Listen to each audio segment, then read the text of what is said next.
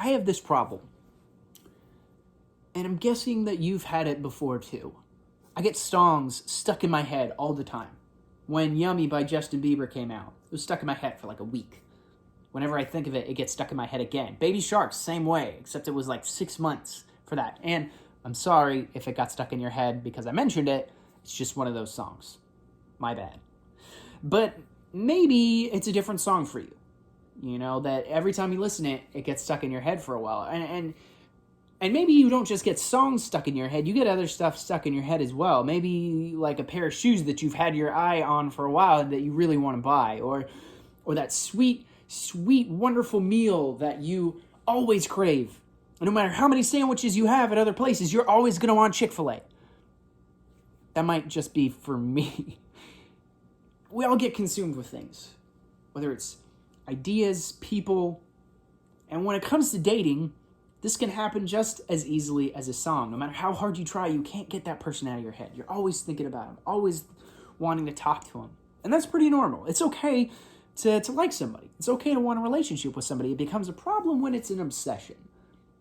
You've most likely seen this play out in the lives of the people around you. That girl who, no matter what conversation that you're having, always seems to be able to bring it back to a conversation or a topic about her boyfriend. Or that guy that you've been planning your guys' night for like a month. You're ready for pizza. You're ready for video games. And in about 20 minutes, you find a text from him saying, "Hey guys, can't hang out tonight. I'm going to be with my girlfriend." They're obsessed. And it's hard to pick out. I know. It's hard to figure out how do I know if I'm obsessed? You know, it's when you have somebody and they're all you think about. You can't focus on anything else because you're so focused on this person. It's when you have somebody and you're the only person that you spend time with. Or when you have someone and they're all you talk about.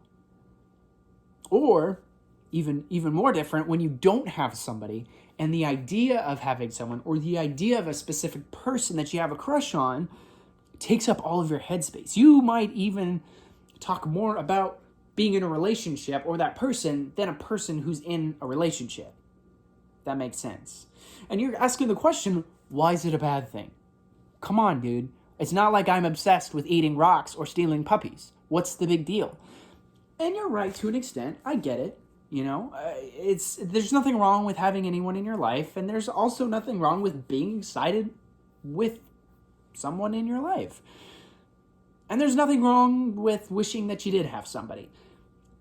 But when everything in your life seems to fade out because of this person, it becomes a problem. Here's a few reasons why. Number one, you miss out. You miss out on life. There's so much going on around you that you might miss with your obsessing. Making memories with your friends, connecting with your family, developing your talents. Being too focused on one thing can shrink your life down and you miss out on stuff. Number two, you alienate people. Your friends, your family, they aren't stupid. They can tell when your heart, your time, and your energy aren't with them. And even more than that, they can feel the distance and the separation, and sooner or later that takes a toll on relationships. All of a sudden, you're going to realize that the people that you care about, they don't feel like you care about them anymore because they've seen that you don't make them a priority. You miss out. You alienate people. And we've been around that couple some of the time, where they're so obsessed with each other, they act like a married couple even when they're in middle school and high school. You high schoolers have probably seen this more than middle schoolers. And you look at them and you're like, kind of romantic, also kind of weird, because they're not there yet. These people have given up their friends, their sports, their hobbies, even some of their identity for the person that they're dating. You look at that and you're like, man, they are missing out. So what do we do about it? Because it's not like you can not care about someone, right? That's kind of the whole point of a relationship. But we ask the question, how much is good for me and how much isn't? And in order to help us figure out how we can save our dating lives from the things that take away from them, let's look at the book of Ephesians. Ephesians is in the New Testament. It's in the category of literature called the Pauline epistles. And these were letters written to specific churches in specific cities, and all were written by the Apostle Paul. And I've used the term apostle the last couple weeks, and I don't know if you guys know what that means, so I just want to break it down for you real quick for a second. It's from the Greek word apostolos. It means messenger, one who is sent. This was a title given to early church leaders, and to Paul, he was one of those. He cared a lot about people loving God. He cared a lot about people loving each other and living better lives. And he wrote this letter to a church located in the city of Ephesus, which was located in the province called Asia Minor. Now we call it the country of Turkey. So kind of in that Mediterranean region. And the letter is really more of a public speech that would be read out loud in a public square. He talks about what it means to be a follower of Jesus. He takes foundational principles of our faith and he gives some really great applicational points to his audience. And it's a wonderful book. It's really helpful. If you haven't read it, check it out. And while Paul didn't live in a dating culture, with prom and dating apps and that wonderful place that we like to call the friend zone, the truth from our text today can certainly be applied to this realm of focus. So Paul, we're going to be in chapter 5 of Ephesians, verses 15 and 16. And Paul begins here in verse 15. He says, "Be very careful then how you live, not as unwise, but as wise." Paul's telling us, pay attention. Think about the way you live your life. Ferris Bueller, right? Ferris Bueller's Day Off. He says, life comes at you fast. And Paul adds this caveat. He says, as you live your life, choose to do so wisely. We talked about last week when it comes to dating, wisdom's really helpful. It's a great idea to apply wisdom to our dating lives. And while having someone in your life is wonderful, it's not always as simple as what's right and what's wrong. At times it can be, but mostly dating decisions come down to whether they're wise or unwise. It's not, is this person good or bad? Is it right or wrong to date them? It's more like, is this person good for me? And is this person good for me right now? So Paul encourages his audience and us too to pay attention to what we do and to do our best to make the wisest decisions. And this principle can be applied to all areas of our life, but let's keep with this topic of dating for a second. I want to give a few clarifying questions here. At what point does a healthy interest in someone become an unwise obsession? And where might I be on that spectrum? So while relationships don't have obvious labels of, interest and obsession, we could probably identify some indicators on where that is. Following somebody on Instagram, that's more in the realm of interest. Liking and commenting on every single post that they've ever made, getting pretty close to where obsession might be. Saying hi to them when you see them in the hallway, interest.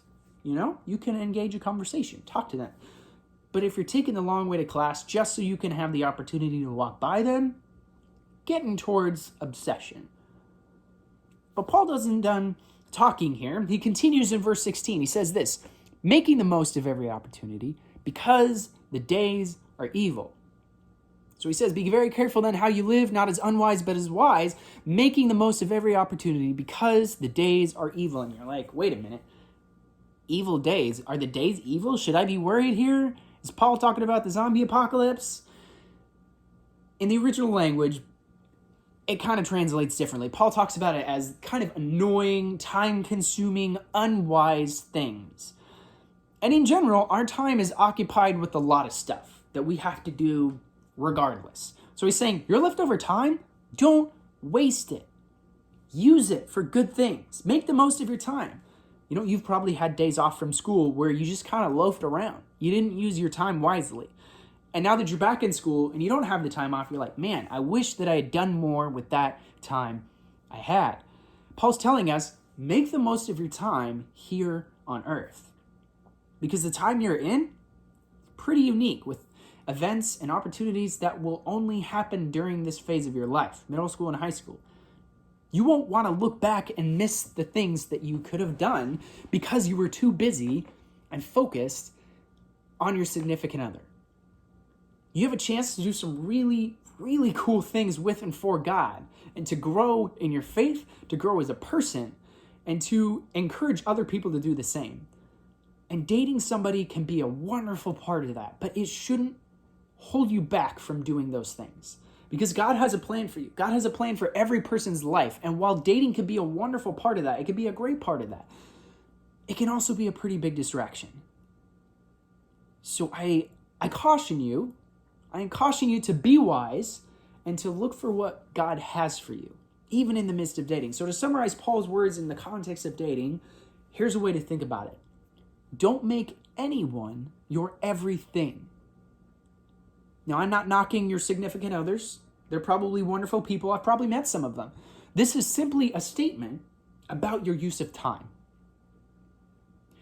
Can you give part of your time and part of your attention? If so, that's wonderful. I encourage you to date if you can do that. But if you can't, if you don't think you can, and your person is becoming your everything, it might be time to reconsider some priorities. So here's what might need to happen for you. I'm going to say some kind of hard things to hear for a second. So keep that in mind. Here's what might need to happen for you. Number one, get a life. I know, get a life. Your obsession with someone can narrow your world. We get tunnel vision when we get obsessed with somebody. We begin to lose some perspective on the world around us. And you have to start living your life that includes more than just one person. So get a life. Number two, if you're dating somebody, don't write off the world around you. Don't ditch your friends. Don't abandon your family. Don't lose interest in the things that energized you before you started dating this person. You were a whole person before you entered into a relationship with them. You were a whole person. You can get back to the things that you enjoy. You can get back to who you are. So don't write off the whole world, okay? Thirdly, if you're not dating somebody, stop thinking that your life can't be good unless you're dating. Seriously. You don't need someone to make you whole. You don't need someone to fill that emptiness inside you. God does that. A person can't do that. And having someone in your life doesn't complete your middle school or high school experience. And I can toss this out for anybody. And that doesn't just apply to middle school or high school. That applies to college. That applies to beyond. Having someone doesn't complete who you are. So spend time doing the things that you love with the people that you love. And if you find somebody along the way that you want to date and you guys end up dating, that's wonderful. So as we kind of close this out and you know, you might go through some small group questions with your parents.